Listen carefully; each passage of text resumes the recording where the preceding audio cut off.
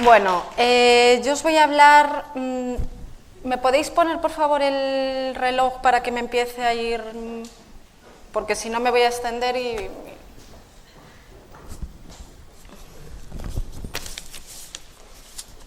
Es para poner eso, la cuenta atrás, porque si no, no os doy aquí...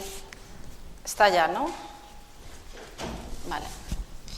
Estupendo.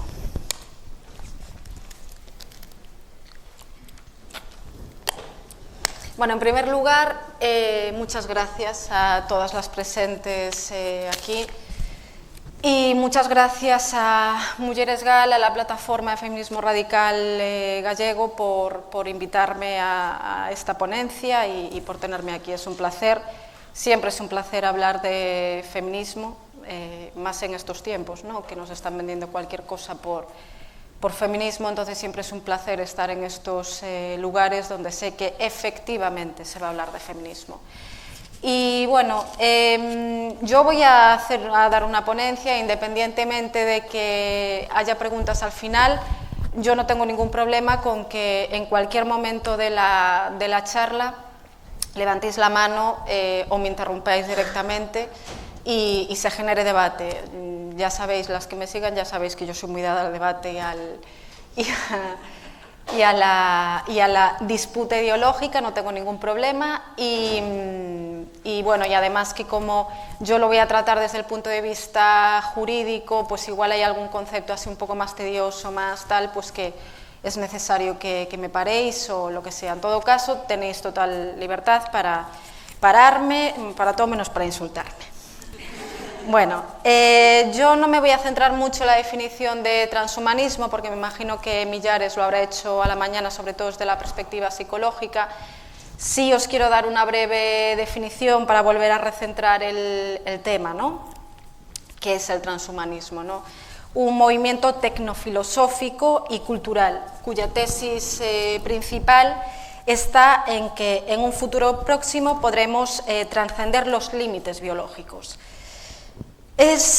La definición de transhumanismo, de todas formas, es bastante compleja, no solo por lo transversal que debe ser el análisis. Ya veis, a la mañana hemos tenido a filósofas, ahora vengo yo como profesional del derecho, como jurista. O sea, esto se puede hablar desde el punto de vista jurídico, desde el punto de vista filosófico, desde el punto de vista sociológico. Entonces, pues la definición es complicada, ¿no? Y como sostiene, por ejemplo, el filósofo Mariano Asla, la ambigüedad del transhumanismo radica en que se presenta además como un movimiento en pleno desarrollo, muy dinámico, amplio y nada homogéneo.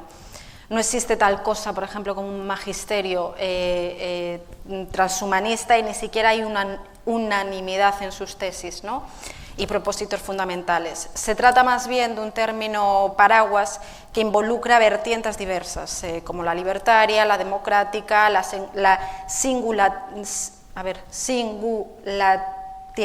bueno, exacto. De igual modo, el transhumanismo se relaciona con otros movimientos contemporáneos cuyos límites también resultan difusos, como es el poshumanismo, los antihumanismos, las metahumanidades y los neomaterialismos de matriz feminista. O eso quieren decir, ¿no? Porque desde luego lo que se está haciendo desde el transhumanismo y sobre todo desde su vertiente transgenerista es, dicho mal y rápido, coger el feminismo, escupir sobre él, retorcerlo y decir que lo que se está presentando desde estas tesis transgresoras es algo similar al feminismo. Sintéticamente, por una definición de una frase y ya meternos al tema de las aplicaciones y la regulación jurídica. Se podría decir que el transhumanismo considera que el ser humano se encuentra actualmente en una etapa evolutiva comparativamente temprana y que la tecnología debe aplicarse para mejorar la condición humana. Bien, ¿cuál es el origen del transhumanismo, el origen teórico, ¿no? Bueno, el término y el primer desarrollo que se hizo de todo esto fue por Julian Huxley, el hermano de Adolf Huxley, el de Un Mundo Feliz. Y Y este Julian Huxley acuñó en 1957 el término transhumanismo, seguramente para evitar la palabra eugenesia, tan impopular después del régimen nazi, porque sabemos que había ciertas formas de eugenesia por sus locuras absolutamente racistas, bueno, pues que hablaban del mejoramiento de la raza, ¿no? Y la eugenesia es eso. Y entonces, pues probablemente para evitar el término de esa palabra, pues se habla de transhumanismo y no de eugenesia, ¿no? Porque realmente se pretende lo mismo, como decíamos, el mejoramiento del hombre, de la mujer a través de la técnica, más calidad y no más cantidad de personas. Esto es lo que es la eugenesia, no lo digo yo, es la definición. El libro fundacional, igual que cuando hablamos de tesis queer o cuando hablamos de transgenerismo, hablamos de Judith Butler, cuando hablamos de transhumanismo, el libro fundacional es Con odres nuevos para un vino nuevo. Así se llama este libro de Julian Huxley, que acabó de conformar un credo pseudo-religioso que estaba buscando a lo largo de su obra. Esta obra representa, en cierto modo, la cristalización de reflexiones filosófico-religiosas del autor, como veremos. Unas reflexiones que tenían por objeto la justificación ética y espiritual de la eugenesia propuesta por Francis Galton como una ética de mejoramiento de la raza. Desde el principio, el hermano de Adolphe mostró en sus ensayos, siguiendo estas directrices galtonianas, la búsqueda de una nueva religión para la humanidad, que comprendiera la eugenesia como la gran catarsis de la naturaleza humana. Por tanto, la creencia fundamental de esta pseudo-religión es lo que se acabó denominando transhumanismo. Una religión o pseudo-religión que toma, por un lado, como actitud espiritual el agnosticismo formulado por el abuelo de Julian y de Adolphe, que es Thomas Huxley, y por otro, como convicción ética, la eugenesia de Francis Galton. De esta manera, agnosticismo y eugenesia son las fuentes fundamentales del transhumanismo de Julian Huxley. Es una primera teoría pseudo-religiosa que luego impacta y que luego de la que luego beben teóricas de la iluminación queer, ¿no? O sea, como veremos después. ¿Y qué aplicaciones? Antes se lo comentaba a Tusha y le decía, mira, yo iba a hablar un poco de tema trans en general y tal, pero yo creo que ya lo saben todo de tema trans, ya estamos todos del tema trans hasta aquí, ¿no? Y ya sabemos cuáles son las implicaciones jurídicas, cuáles son las implicaciones prácticas de estas leyes, y obviamente sí me voy a parar en dos cositas de la ley trans, porque obviamente es uno de los impactos, ¿no? Pero hoy me quiero centrar también en otras aplicaciones y en otros lugares donde podemos ver ese transhumanismo y que muchas veces desde el feminismo se tocan menos, pero es que además trascienden al feminismo, es que esto es una cuestión de seguridad pública, es un asunto público, ¿no? Que debemos tratar como juristas, como profesionales del ámbito que seamos, y además como feministas. Por eso, además del tema trans, quiero hablaros de otras aplicaciones, ¿no? Que suena todo muy a ciencia ficción, pero el caso es que lo tenemos ahí, ¿no? Ya estamos viendo toda la revolución con la inteligencia artificial y bueno, todos los debates éticos y jurídicos que trae consigo, ¿no? Es algo muy interesante, pero es que el problema es que vamos muy por detrás de lo que está pasando. Bueno, como decíamos, ¿no? Con el objetivo de que el transhumanismo pretende alargar la vida de las personas, ¿cómo lo hace? Bueno, pues una de las técnicas que está promoviendo es la criogenización, os sonará de Walt Disney. Bueno, que consiste en congelar a alguien post-mortem para poder resucitarlo en un futuro cuando se cuente con la tecnología necesaria. También forma parte del ideario transhumanista el uso de terapias genéticas que nos permiten atacar a las enfermedades. Oye, todo esto lo estoy explicando, a ver si os creéis que vengo yo aquí de iluminada a decir que venga la criogenización y todas estas cosas. Estoy explicando cuáles son las aplicaciones que el transhumanismo pretende desarrollar, aplicaciones científicas para supuestamente. Y digo supuestamente porque efectivamente puede tener una parte muy positiva de desarrollo de la vida o incluso de, pues de aliviar determinadas enfermedades, pero el problema es hasta dónde llegamos con eso, cómo se puede extender y tal. Entonces yo estoy explicando cuáles son esas líneas que se pueden seguir. Una primera es la criogenización. También forma parte del ideario transhumanista el uso de terapias genéticas para atacar enfermedades desde el interior de las células, eliminando o erradicando de esta forma enfermedades como el Alzheimer, junto al uso de técnicas para mejorar la salud, que yo creo que ahí es un claro límite, ¿no? O sea, la mejora de la salud, obviamente, todo lo que sea a partir de ahí. Bueno, el movimiento transhumanista también pretende desarrollar mejoras que no tienen una finalidad terapéutica, ¿no? Sino cuyo objetivo es potencializar al máximo las capacidades de los seres humanos. Por esta razón abogan, por ejemplo, abogan en favor de modificar genéticamente preembriones o células germinales para hacer bebés de diseño, también os sonará esto.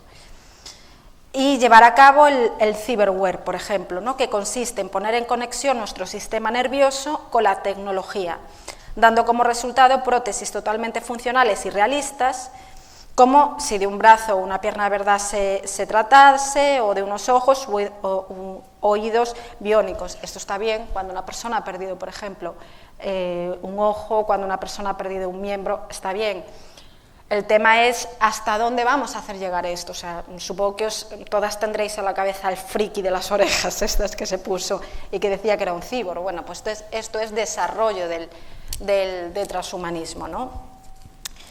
Y bueno, luego también otra de los desarrollos que se puede hacer, bueno, pues es realizar implantes de nanotecnología molecular, que consisten en introducir microchips en diversas partes del cuerpo para activar y potenciar diferentes capacidades.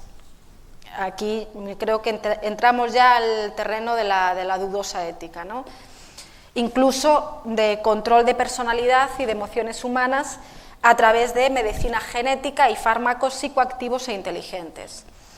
Otro ejemplo de transhumanismo muy común es la técnica del diagnóstico genético preimplantacional, que nos permite obtener los embriones sanos mediante un análisis y un estudio genético, desechando los que tienen anomalías cromosómicas o genéticas.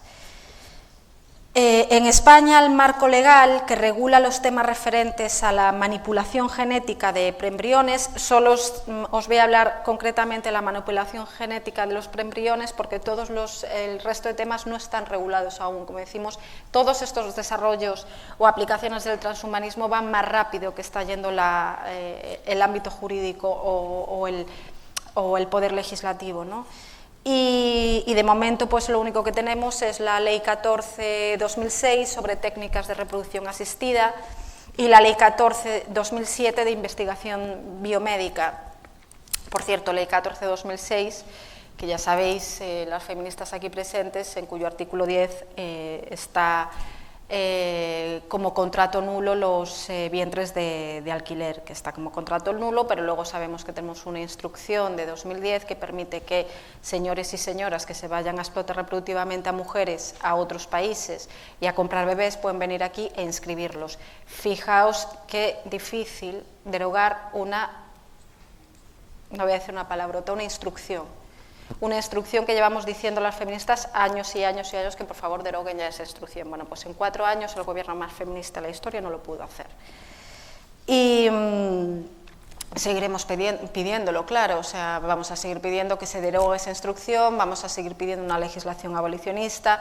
Sabéis también que han dejado fuera del pacto de gobierno la legislación abolicionista. 40 años lleva el PSOE diciendo que son abolicionistas y seguimos sin legislación abolicionista. Y luego, pues bueno, luego somos auténticos demonios rojipardas y de todo lo que hay malvadísimo sobre la faz de la tierra, por decirle al PSOE, decirle a la izquierda y decirle al feminismo institucional, feminismo entre comillas, que dice, bueno, que dice representarnos, que hagan el favor, que espabilen y que hagan lo que, bueno, que obedezcan a los principios que dicen obedecer, ¿no? Pero bueno, no me quiero ir ya por ahí. El caso, el marco legal, Ley 14/2006 sobre técnicas de reproducción asistida, Ley 14/2007 de investigación biomédica. Y estas leyes nos dicen que es una infracción muy grave la realización de cualquier intervención dirigida a la introducción de una modificación en el genoma de la descendencia. Es decir, que en España la modificación genética está por el momento prohibida, digo por el momento y espero que así se quede. Y como podemos ver, esa modificación genética, es decir, hacer bebés de diseños, está prohibido en España, ¿no? Otra de las cuestiones que está dentro de los postulados transhumanistas es el tema de la inteligencia artificial, que obviamente también puede facilitarnos mucho la vida en determinadas circunstancias, pero también otra vez se tiene que dar un debate filosófico, sociopolítico y jurídico de hasta dónde, y porque, en fin, lo que no puede ser, o lo que yo humildemente considero, es que la sustitución de determinados trabajos realizados por personas, por máquinas, la verdad que me parece bastante penoso, ¿no? O sea, no hablamos de trabajos automatizados, hablamos de trabajos que requieren pues mucha especialización, que requieren estudio, que requieren, y que sin embargo cada vez las máquinas van a poder realizarlos con mayor displicencia, si se quiere, ¿no? Entonces, pues bueno, habrá que ver esa revolución de la inteligencia artificial hasta dónde puede llegar y de qué forma nos puede perjudicar, ¿no? Y bueno, también es cierto que dentro de la inteligencia artificial esto es un mundo que daría para 55 charlas más, o sea que simplemente diré que se puede hablar de inteligencia artificial autónoma, o sea, introducida en el propio cuerpo humano, con manifestaciones de las que acabamos de hablar, o autónoma, como son los robots, máquinas que piensan y actúan por sí solos, creados con la finalidad de ayudar y facilitar la vida a los seres humanos, que claro, una cosa es la inteligencia artificial del robot aspirador, que pues muy bien, ¿sabes? Y otra cosa es, bueno, los desarrollos actuales que estamos viendo, que puede impactar en el ámbito laboral, ¿no? Y entonces, pues bueno. Algunas otras ideas transhumanistas son también la clonación, o la transferencia, o también como le llaman, transferencia de mentes, que aún están muy alejadas de la realidad, son más propias aún de ciencia ficción que de un futuro próximo, pero se encuentran dentro de los propósitos transhumanistas a largo plazo. También en España está prohibida la clonación de seres humanos con fines reproductivos, y también en la Ley 14/2006 de reproducción humana asistida. Bueno, un sorbito y sigo.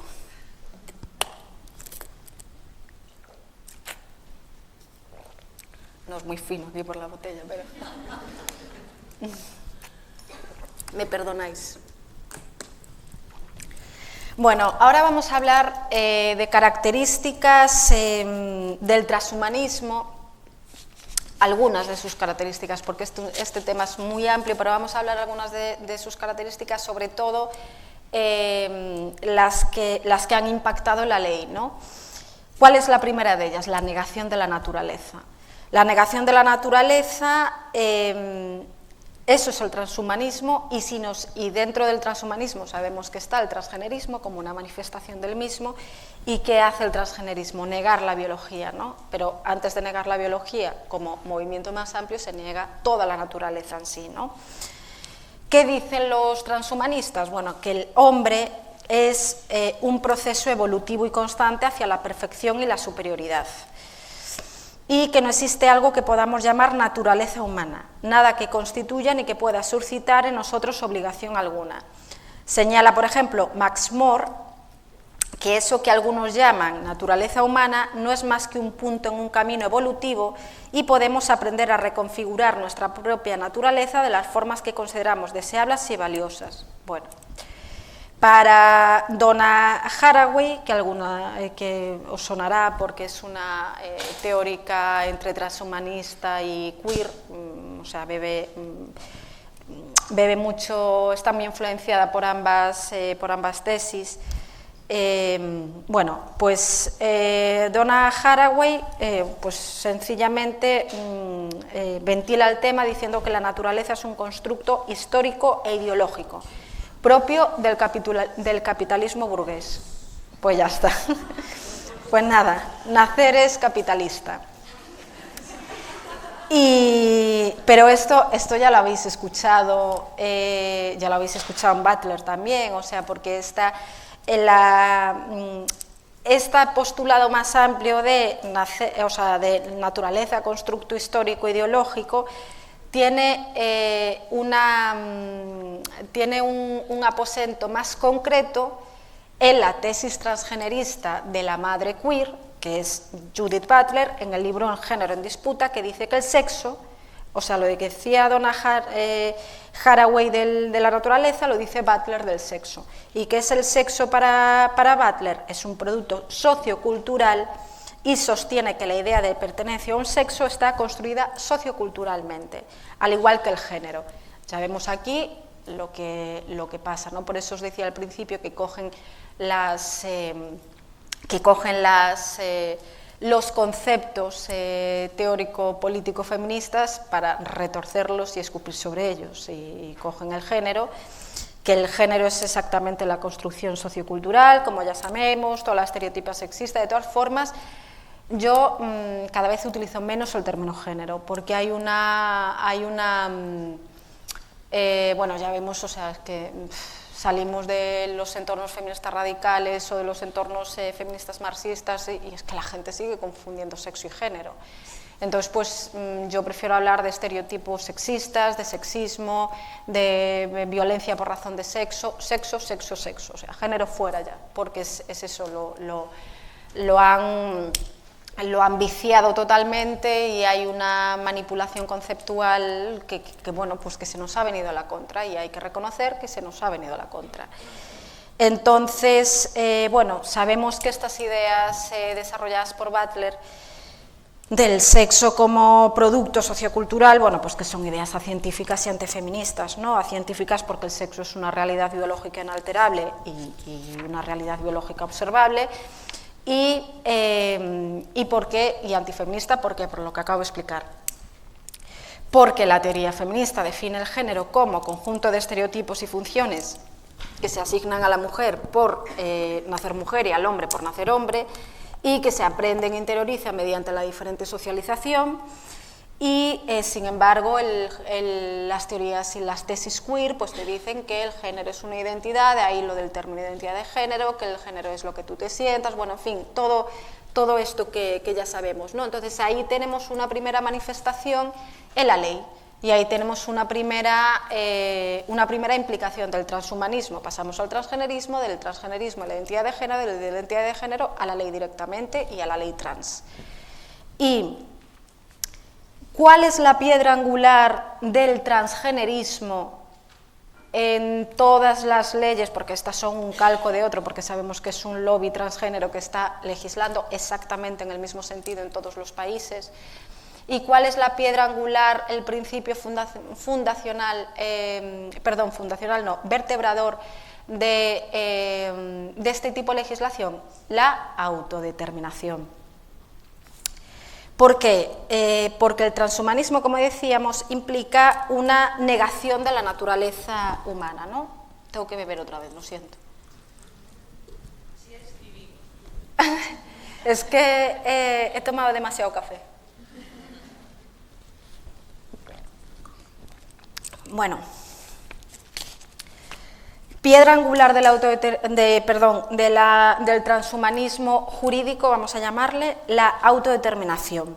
El transhumanismo implica negación de la naturaleza humana y su sustitución de la naturaleza humana por libre voluntad del individuo. Cosa más libertaria, y luego van de marxistas, ¿eh? Pero aquí tendríamos que hablar y tendríamos que preguntarnos qué es la libertad. Porque, y ahí podríamos ser, ¡ay, 15 minutos! Bueno, ¿qué es la libertad? O mejor, ¿de dónde toman los transhumanistas la idea de libertad? Todo parece indicar que la toman en el sentido, valga la redundancia, libertario,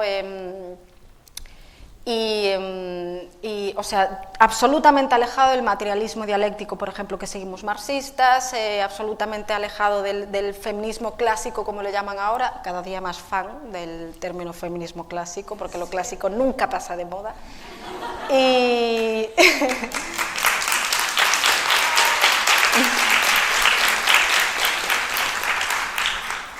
Y entonces, pues ellos, el transhumanismo toma la idea de libertad, de estas ideas de libertarias, de libertad como ausencia de obstáculos para actuar. Obviamente las feministas queremos un poquito más, las feministas, las juristas feministas, las marxistas, ¿no? O sea, hablamos de libertad en términos positivos, o sea, no solo como ausencia de obstáculos de actuar, sino creación de condiciones materiales para poder desarrollarnos libremente y de la forma que queramos, ¿no? Entonces, esa distinción es muy importante, ¿no? Y además la libertad del transhumanismo suele ser simplemente una libertad sin obstáculos jurídicos, ser libres en ese sentido quiere decir que para mí que otros nos interpongan en mi actividad, hasta ahí, ¿no? Sin embargo, como decíamos, la libertad positiva es la que entendemos. Al final, esa creación de condiciones materiales es lo que nos lleva realmente a ser dueñas de nosotras mismas, ¿no? Haciendo, obviamente, un resumen resumidísimo, porque ya voy fatal de tiempo.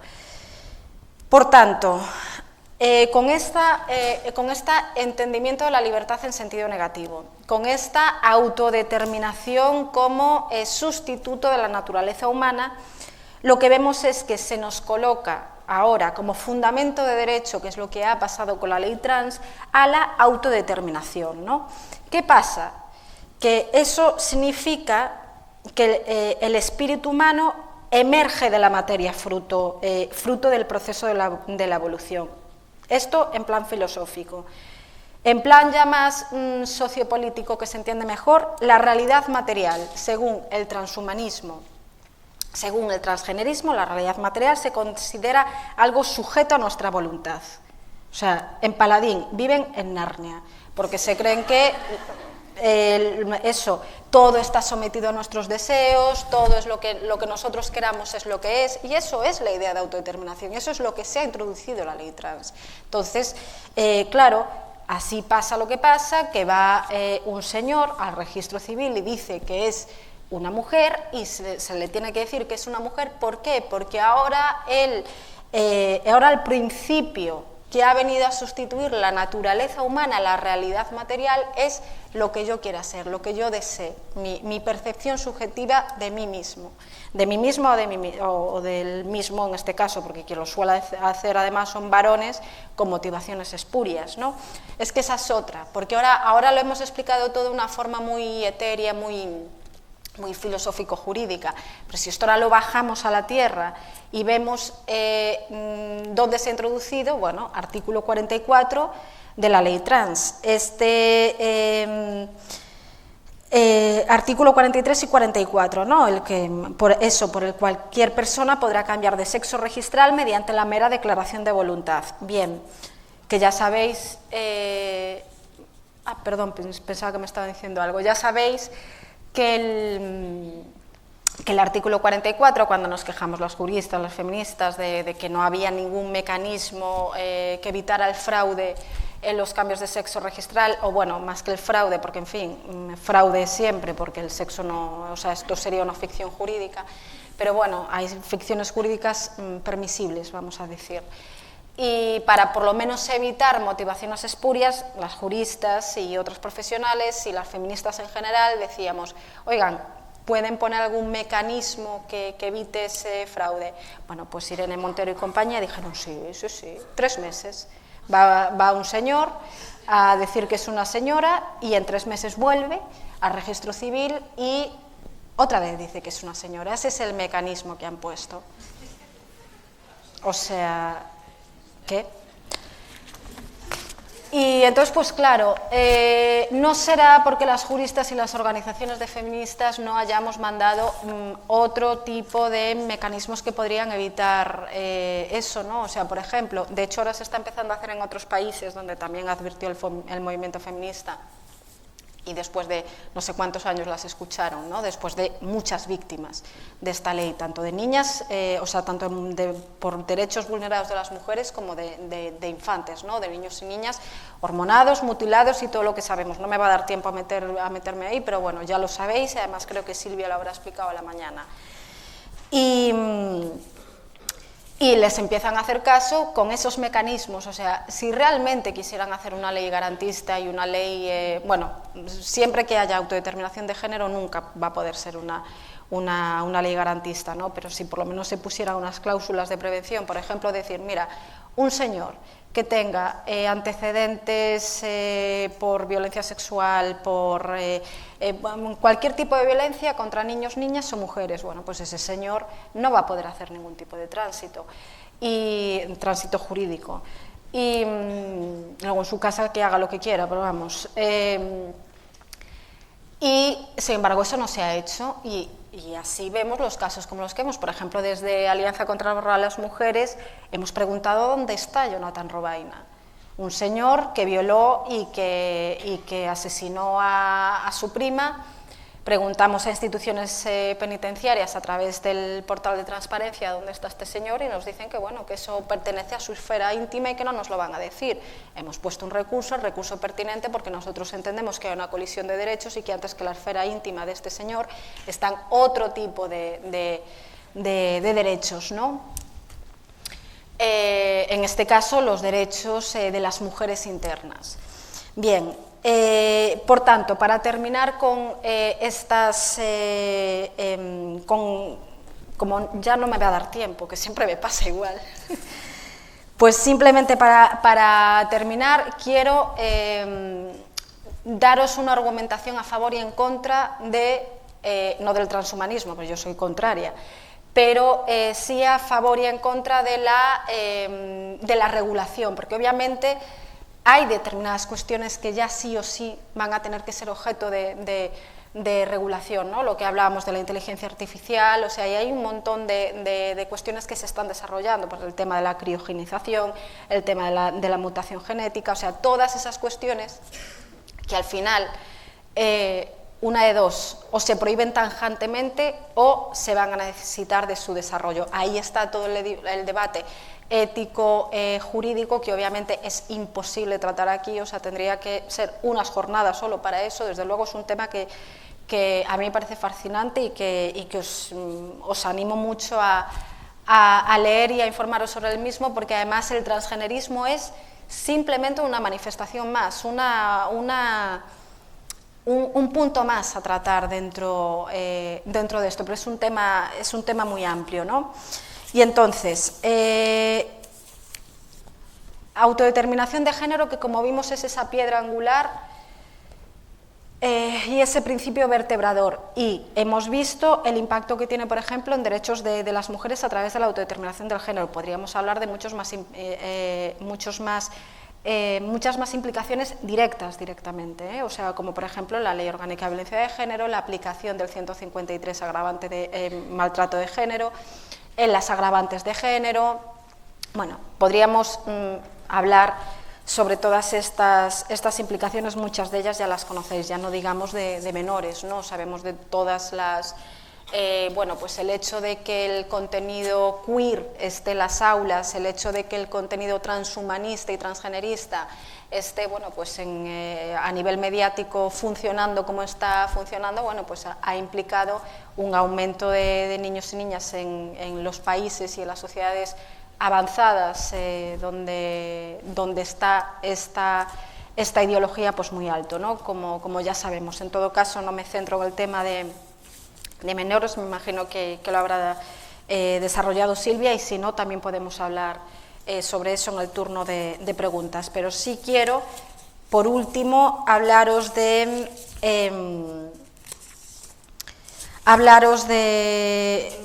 cómo puede también afectar el transhumanismo a los derechos humanos, o sea, de las colisiones que puede haber. O sea, por ejemplo, cuando hablamos de criogenización, hablamos de cómo este tipo de desarrollo del transhumanismo puede impactar en el derecho a la vida y a la seguridad, ¿no? O sea, también dentro del derecho a la seguridad podemos encuadrar el derecho a la integridad física, psíquica y moral, y determinadas tecnologías invasoras como los microchips en el organismo, fármacos psicoactivos inteligentes, modificadores de la personalidad, es lo que hablábamos ahí, ¿no? O sea, de cosas que suenan a ciencia ficción, pero que algunas ya se han desarrollado y otras que están en el futuro del ideario transhumanista, ¿no? Y entonces ahí, desde luego, hay una colisión de derechos. Ya no digamos si hablamos del derecho a la privacidad, ¿no? El artículo 12 de la Declaración Universal de Derechos Humanos, que puede verse vulnerado a través de toda la inteligencia artificial, a través de toda la... Bueno, de todas las invasiones en nuestro ámbito privado a través de las nuevas tecnologías, inteligencia artificial. En todo caso, también este es un tema que daría para otras jornadas, ¿no? Argumentos a favor de regular el transhumanismo o del transhumanismo en general. Pues, por ejemplo, aumento de las capacidades humanas. Mejorar las capacidades humanas mediante la tecnología se supone que es el primer objetivo de los transhumanistas. Es lo que decimos, hay que ver dónde está el límite ético, porque una cosa es con finalidad terapéutica, pues una persona que se queda sin un ojo y se le puede implantar un ojo, o sea, se le puede implantar ese miembro y que pueda ver, pues estupendo, ese órgano, perdón. Ahora, ¿dónde llega el límite? Porque no podemos ir a la modificación genética, ¿no? La modificación genética, hablaríamos de eugenesia, lo que hablábamos al principio, ¿no? O sea, es que mucha gente cuando habla de transhumanismo está en realidad hablando de mejoramiento de la raza, de eugenesia, que es lo que hizo lo que hizo Huxley, el hermano de Julian Huxley, el hermano del que decíamos que hizo el del Un Mundo Feliz, el del libro Un Mundo Feliz, que lo que hizo fue eso, sustituir el término eugenesia por transhumanismo, por lo que comentábamos antes de las implicaciones que tiene este término, ¿no? Entonces, por eso que cuidado, que por aquí se nos pueden colar cosas éticamente que no se pueden pillar por ningún lado, ¿no? Además, otros de los argumentos, la criogenización, lo que decían de eso de que congelar el cuerpo, el cerebro mediante técnicas de vitrificación asociadas a partículas de nanotecnología para poder vivir en un futuro. Bueno, estas cosas de ciencia ficción que nos están diciendo desde el transhumanismo, que no sabemos en ningún caso si se van a poder o no desarrollar, pero en todo caso parecen puertas abiertas a determinadas cuestiones que no sabemos cuáles pueden ser sus implicaciones vitales, ¿no? Y sobre todo éticas. Y Luego también hablan, la misma que hablaba de que la realidad material no existe, que es fruto solo de nuestros deseos, que nos recordaba luego también a Butler, también habla de que el transhumanismo es, en términos románticos, repensar el ser humano, ¿no? Porque nos permite volver a pensar en qué consiste la condición humana, qué es la esencia del ser humano, cómo entendemos su evolución biológica, cultural, el concepto de persona. Bueno, yo ahí difiero porque el concepto de persona, el concepto de ciudadano son conceptos jurídicos que deben de ser desarrollados de esa forma y que nada tienen que ver con los desarrollos biotecnológicos que se están proponiendo desde el transhumanismo, que, reitero, no se sabe hacia dónde nos puede llevar. Argumentos en contra, donde estoy yo, y donde estamos muchas juristas y espero que muchas feministas, es que, en primer lugar, la naturaleza humana se ha considerado jurídicamente el fundamento de la dignidad personal y de los demás derechos humanos de los individuos. Entonces, no se puede sustituir, como hace el transhumanismo y en su vertiente transgenerista, la naturaleza humana por la autodeterminación, por lo que cada uno dice que es o siente ser, ¿no? Por tanto, creo que desde el ámbito jurídico, desde el derecho, tenemos que imponer límites morales y legales estrictos a lo que puede hacerse desde el transhumanismo, ¿no? Además, vemos cómo estas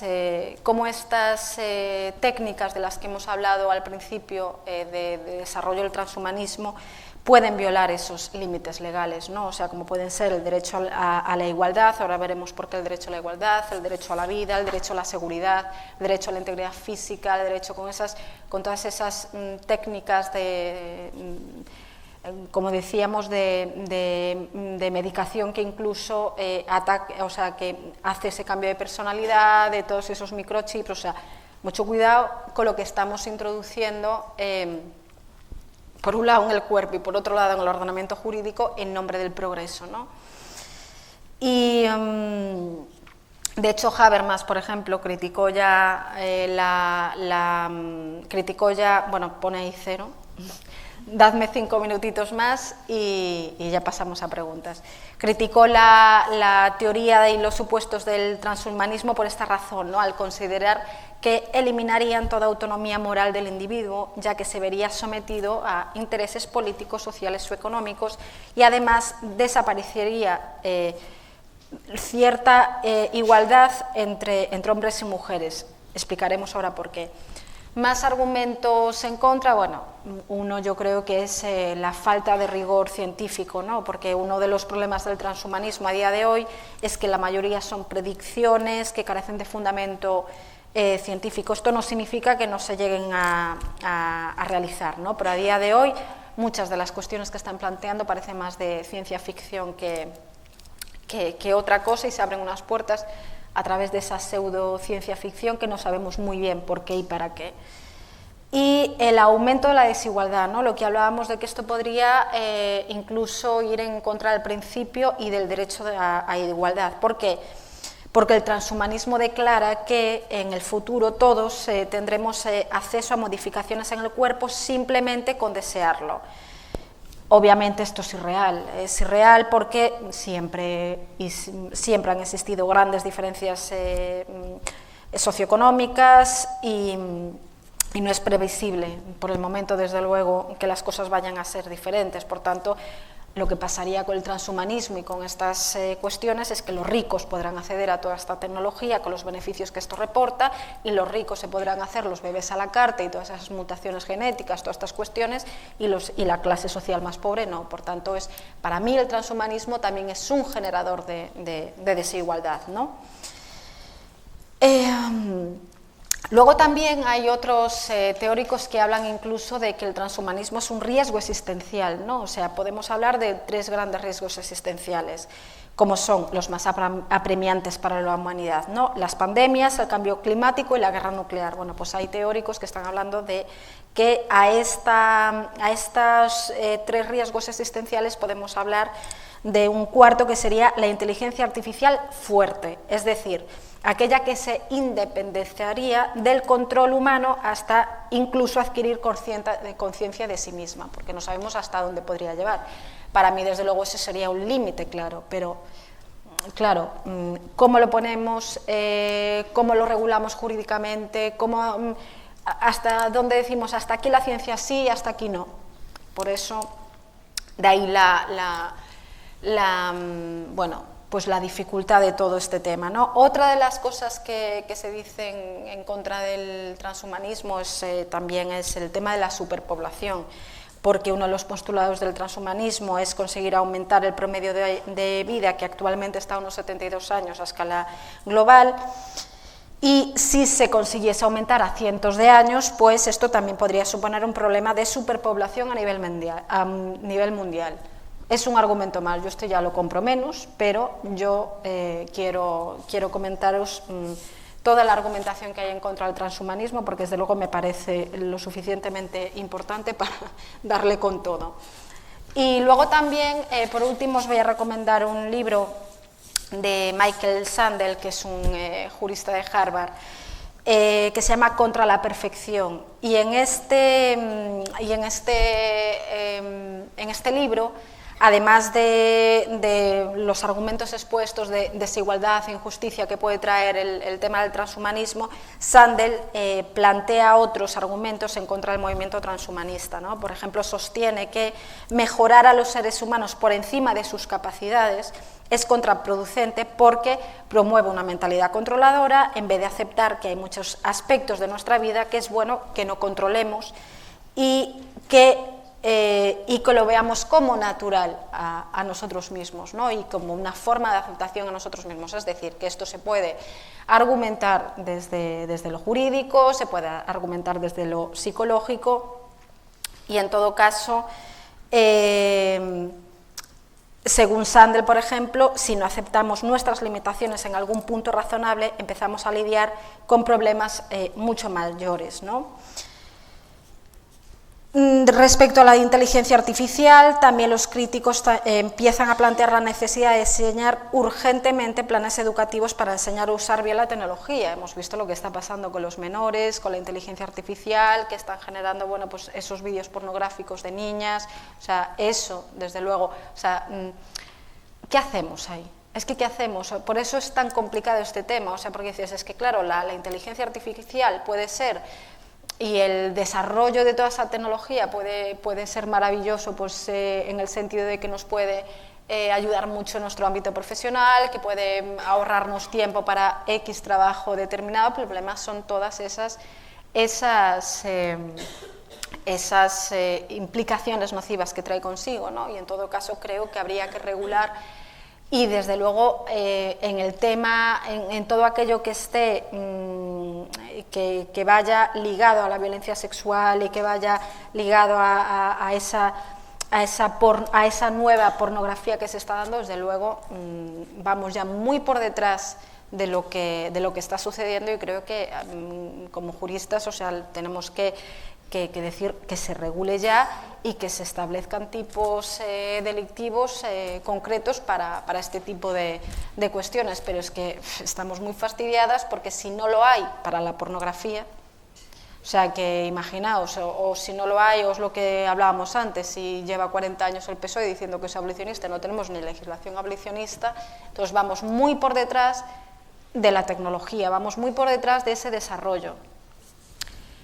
Y bueno, ya me dicen que corte, así que pues simplemente eso, que espero que os haya quedado claras la argumentación en contra del transhumanismo en general, el transgenerismo en particular, y sobre todo la argumentación jurídica, en el sentido de que hay que ver con qué derechos está colisionando, de qué forma puede impactar sobre la vida humana en general y de las mujeres y de los niños y niñas en particular.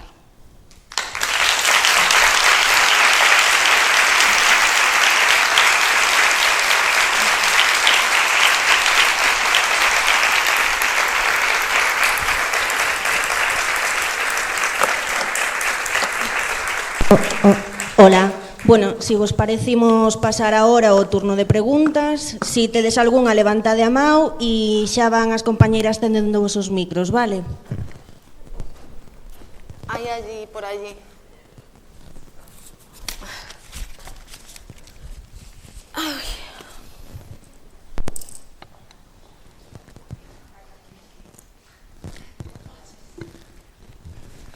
Hola, buenas tardes. Hola. Bueno, pues me gustaría hacerte una pregunta, ya que eres especialista en la materia, tengo mucha curiosidad por saber, bueno, comentó una ponente por la mañana esta reforma polémica, o bueno, reforma de la ley trans en la Comunidad de Madrid. Sí. Si nos puedes sintetizar en qué puntito se reformó, y yo tengo una duda, y es si la ley trans que está aprobada está a nivel estatal, ¿cómo se puede, o sea,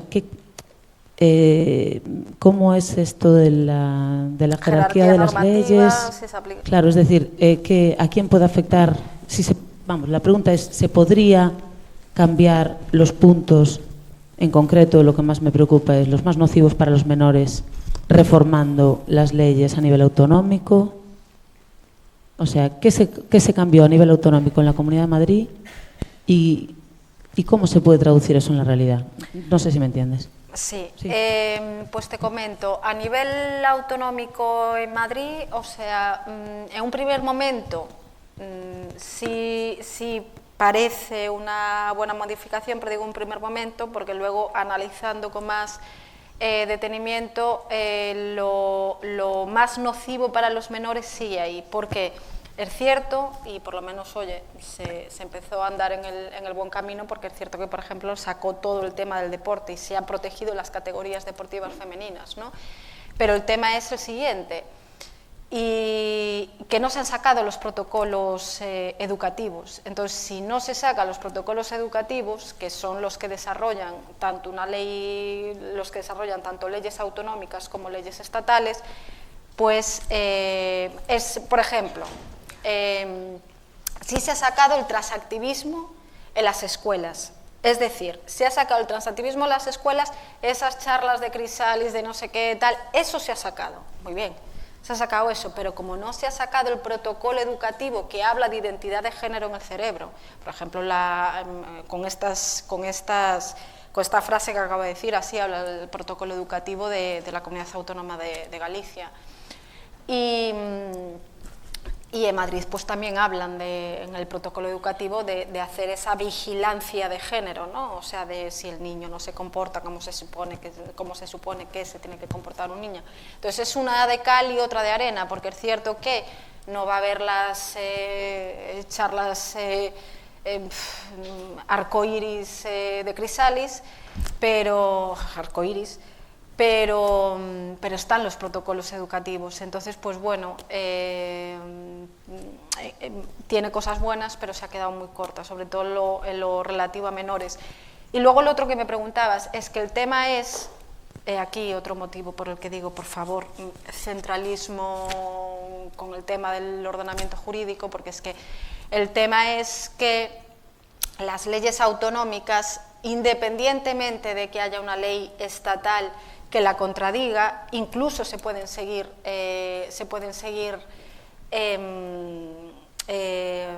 aplicando. ¿Por qué? Porque entre la ley autonómica y la ley estatal no rige el principio de jerarquía normativa, sino el principio de especialidad. Entonces, es en función de la materia. O sea, si hay materias que están cedidas a las comunidades autónomas, es que la educación no hace nada cedida a las comunidades autónomas. O sea, que en Madrid está vigente la reforma de esa ley. Exactamente, está vigente la reforma de esa ley. La ley estatal es un marco jurídico común, a la que luego esto daría problemas. Esto sí se va. Si, por ejemplo, hay un chaval o un niño o una niña con un problema en un colegio de Madrid y esto se eleva a causa judicial, pues ahí va a haber discusión entre tribunales y ahí va a haber discusión si se aplica una cosa u otra, porque no se aplica claramente el principio de jerarquía normativa. No es como decir ley orgánica, ley ordinaria. La ley orgánica está por encima de la ley ordinaria y punto. o la ley ordinaria está por encima de un reglamento y punto. No, aquí estamos hablando de las sacrosantas comunidades autónomas y sus normas jurídicas frente a las normas del Estado. Por eso, esa dispersión normativa lo único que hace es, bueno, pues que en cada comunidad autónoma se aplique de una forma diferente. Y, por ejemplo, las leyes trans son todas bastante similares, pero, por ejemplo, eso también hace que en tema de prostitución tengamos, por ejemplo, una ordenanza municipal abolicionista en Sevilla, pero luego tenemos en Bilbao una que te habla de la prostitución como industria del sexo y de la diversión. Vale. O sea... Imos pasar ahora a outra pregunta. Hola, Paula. Hola. Gracias. Yo quería preguntarte sobre cómo va a afectar el tema este del cambio registral después de las declaraciones del juez de Canarias, Matías Martínez, que decía que a una persona que va con fraude de ley se la nota en cuanto aparece por la puerta, y si eso realmente sería aplicable y si no lo van a funar, vamos, si no le va a caer la del pulpo. Gracias. A ver, ese juez yo no sé muy bien de qué palo ha, así dicho mal y pronto, ¿no? Porque yo no sé si es que le está pretendiendo echar un cable a este tipo, o sea, al Ministerio, a este tipo de legislación, diciendo no, que esto se puede controlar, pero vamos a ver, es que ese señor o esa señora que haya ido allí, señor, puede denunciar a ese juez, porque con base a qué le ha denegado el cambio, si solo, acabamos de hablar de que el principio vertebrador de esta ley es la autodeterminación, es decir, mero deseo, mera voluntad. Entonces, ese juez, el señor podría elevar alguna queja por esa actuación, y es que además, por eso, a mí me gustará mucho saber cómo acaba esto, porque yo no sé si nos lo han lanzado ahí, como diciendo, oye, que sí que se puede parar, ¿sabes? Porque de verdad que a mí no me cuadra por ningún lado, porque es que la ley, o sea, se estaría saltando la ley. O sea, porque a ti te da la gana, tú dices tú sí, tú no, ¿en base a qué? ¿Con base a qué, mejor dicho? Vale, imos ahora coa última pregunta. En caso de que viniera una de esas organizaciones... ¿Cómo? En caso de que viniera una de esas organizaciones, como Crisalis, a mi centro educativo, ¿podría saltarme la charla? Si no entra en mis valores eso y no me interesa, ¿podría saltarme la charla? PIN parental. Pues, a ver, yo un PIN parental feminista lo compro, pero... No lo sé, o sea, tú que eres parte del profesorado, ¿no? Ah, eres alumna. Hombre, sí, pues... No lo sé, mira. Jurídicamente no te puedo responder porque la verdad que no lo sé. No lo sé porque no tal, pero vamos, como alumna, ¿sabes? Yo pues... Sí. Vamos a darle el micro. Achegamos o micro, a parte de atrás. No, espera.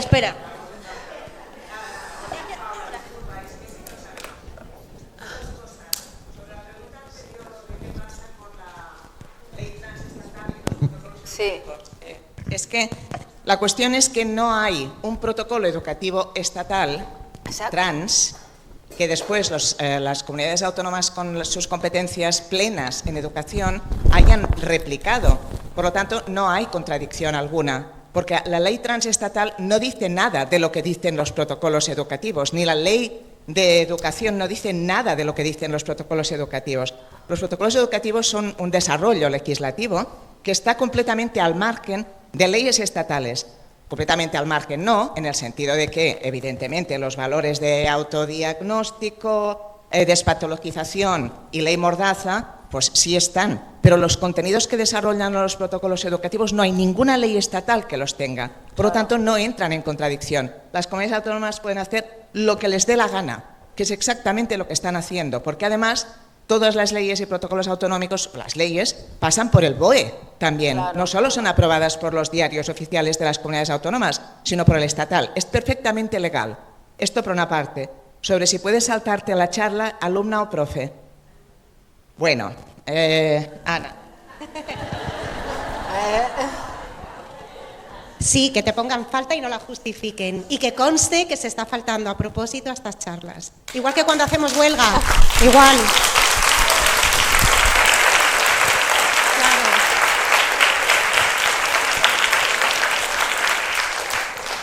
Las profesoras, si os toca estar, siempre es mejor que estéis. Porque podéis decir que no queréis estar para que haya ese debate en el momento de tutoría, pero va a terminar estando la orientadora o quien está de guardia. Alguien tiene que estar porque tiene que haber un profesor o una profesora siempre. Por mucho que Crisalis, Arelas y demás digan que por proteger a la infancia es mejor que no esté el profesorado. Claro, eso es mentira, eso es mentira.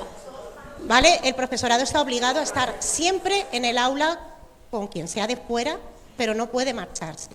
Entonces, siempre es mejor que esté una feminista radical, que esté una profesora que sepa de qué se está hablando. Y hay dos opciones. Podéis tomar apuntes y, con lo que sea, si os da miedo, nos lo mandáis a Dofemco y nosotras lo denunciamos.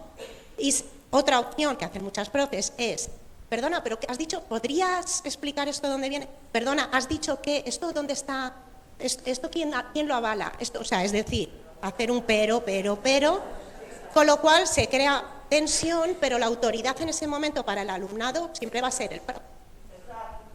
Claro. Y luego la tercera opción es directamente que si hay buen rollo con dirección, es decir, bueno, primero que no vengan, pero normalmente si el equipo, obvio, ¿no? Que intentar que no vengan, pero si tienen que venir porque el equipo de orientación es queer y quieren que vaya sí o sí, es pasarles un listado de todas estas opciones. En Dofemco podemos dar, tenemos todo registrado en la web, pero esta opción también se puede hacer. No pueden decir todo esto. Yo, por ejemplo, en mi centro es lo que he hecho. Tiene que haberlo sí o sí, ¿vale? Pero yo lo que he dicho como profesora, y lo he pasado por registro con el apoyo de mis directores, no pueden decir todas estas ideas anticientíficas. ¿Qué han hecho? Se lo han pasado a Crisalis y en vez de venir el queer de turno, ha venido una maestra que sabe del tema. ¿Y de qué han hablado? LGB, porque de lo demás no podían hablar. Muy bien.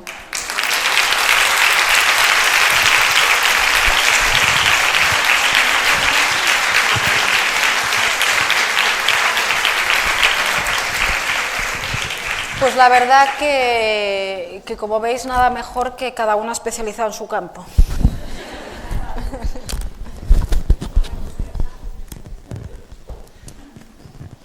Vale, pois con isto chegamos á fin da ponencia de Paula. Graciñas por vir.